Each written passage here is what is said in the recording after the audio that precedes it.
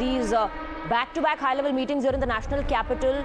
This is what we are picking up. Jammu and Kashmir LG Manoj Sinha has visited Uri. In fact, remember earlier, the Chief Minister of Jammu and Kashmir, Omar Abdullah, also gave an update on social media platform X that he was traveling towards Jammu. So all these visits now, of course, Siddharth, to take a stock of the situation in the border areas that Pakistan has been continuously shelling and targeting our civilians. Absolutely. We've confirmed the fact, Swati, yesterday itself at the press conference that we've lost 16 civilians on our side due to artillery shelling on the part of the Pakistanis. There are several other areas as well, particularly in Jammu, that have been at the receiving end of these attacks. And a show of solidarity on the part of the LG at this juncture is of paramount importance as well. Him standing shoulder to shoulder with the civilians in some of those extremely vulnerable areas along the line of control, which have been at the receiving end of some very persistent and heavy shelling on the part of the Pakistanis. Let's also not forget, Swati, that late last night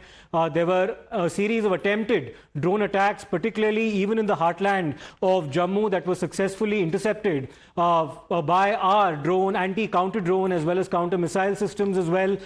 So at a time like this, of course, very important that the Lieutenant Governor, who is essentially in charge of law and order currently in Jammu and Kashmir, meeting the civilians there who've been at the receiving end of these attacks. We're also getting some visuals right now of the Union Home Minister, Mr. Amit Shah, that meeting with the DGs of the CRPF as well as the CISF, expected to get underway very shortly, along with the NSA. Let me also go across to my colleague Priyank right now. He's reporting from the front lines as we speak. Priyank, tell us about the situation as it stands where you are. The LG has been meeting soldiers as well as civilians in Uri, which has been at the receiving end of some shelling as well.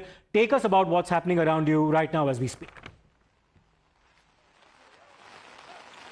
Yes, that is Siddharth. Because of the snipers being used by the Pakistanis, people have been told to, move from this area from Uri and move to a safer location, probably in Baramulla, because most of the individuals who you would be watching, who are, going behind us, the buses which can also be seen.